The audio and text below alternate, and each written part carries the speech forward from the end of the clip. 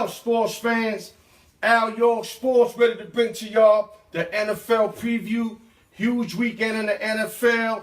I'm going to give y'all my input. But tomorrow, Super Sunday, Super Saturday, y'all get your picks, your teasers, etc. As of today, I'm going to break down the games and give y'all what I'm leaning on. Let's do it, baby. We're going to start off in the first game tomorrow in Pittsburgh, Pennsylvania, in Financial Lincoln Field with 11-6 Atlanta Falcons versus the Philadelphia Eagles, who are 13-3. Now, this is a funny game because they got the Dirty Birds minus 2.5, and the totals is 41. Now, you would think the Eagles being number 1 seed, Atlanta being number 6 seed, that the Eagles would be favorite. The quarterback means everything, man. Wentz went down. You got Nick Foles in there looking like he be folding up. So right now, this is an easy game if Nick Foles does what he continues to do, which should look mediocre out there. But if Nick Foles turns it up, moves the chains, looked like a good quarterback, the quarterback he was a couple of years ago when he was 27 touchdowns and 2 interceptions, then the Eagles got a chance. You gotta have the Eagles rest. Nick Foles has to move the chains because I guarantee you one thing. If the Eagles defense is out there the majority of the field with that explosive offense from Atlanta, with Matt Ryan, Julio Jones, Sanu, Freeman, and Coleman, it's going to be a long day for the Eagles. But if the Eagles can get their first downs, keep those guys off the field, now we got a ball game. So the line is 2.5.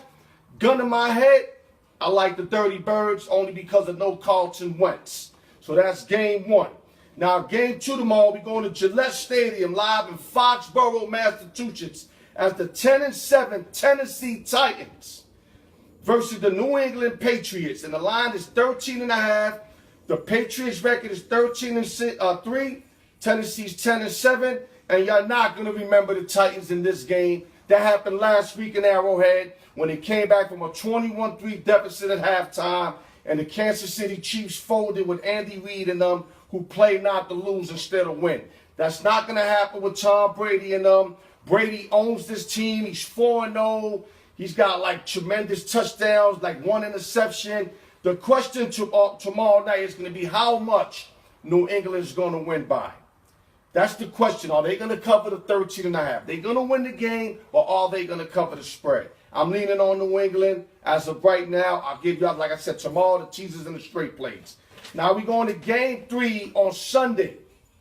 On Sunday in Pittsburgh, Pennsylvania, at Heinz Field, where the Jacksonville Jaguars, who are 11-6, against the 13-3 Pittsburgh Steelers. The line is -7 for Pittsburgh, and a lot of you guys might be like, how is it -7 when Jacksonville went up there in mid-season and beat them 30-9? I'm explaining you why. First of all, it's a revenge game. Pittsburgh is going to be highly hyper for this game. Big Ben is not going to throw 5 picks like he did in game 1. And Fournette is not going to run for almost 200 yards. That is not going to happen. So we're going to have a whole different game tomorrow. I'm leaning on the Steelers, but I'm leaning on the Steelers with a teaser just to be safe. But I'll give you that tomorrow. But I'm leaning on Pittsburgh in this game. I don't trust Bortles. Jaguars looked very suspect last week and they went against Buffalo. That's a game they should have easily lost. I think the Jaguars are a team that has a great defense, but the offense is super suspect, and that's going to catch up this week in Heinz Field. Now we go into that final game, which is the heavyweight bout, which is the bout that everybody I really think wants to see, which is the 12-5 New Orleans Saints versus the 13-3 Minnesota Vikings. They're playing in U.S. Bank and Minnesota, Minneapolis. This is going to be a heavyweight bout, man. They played early in the year. Minnesota won 29-19. But let me bring up some stuff. That was game 1. Peterson was starting for the Saints, and Dalvin Cook was starting for Minnesota. Bradford started at quarterback. Now you got Keenum. Too many parts been moved around. It's going to be a brand new game. I don't even think you can take anything from game 1 beside New Orleans using it as to have a chip on his shoulder that they lost to them already. But these teams are totally different. It was game 1, opening season. It's -5 for the Vikings. I think the Vikings pull this game out but I like the +5 for the New Orleans Saints. So there go your previews. I mean, if you want me to say a little more, I can, but tune in tomorrow. I just want to skate through this because it's a light preview. Tomorrow I'll give you guys the picks.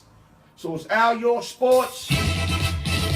Tune in to YouTube on ALYORKSPORTS, and I'll see you in my next video. Thanks for tuning in. I love y'all. Continue to love y'all. ALYORKSPORTS.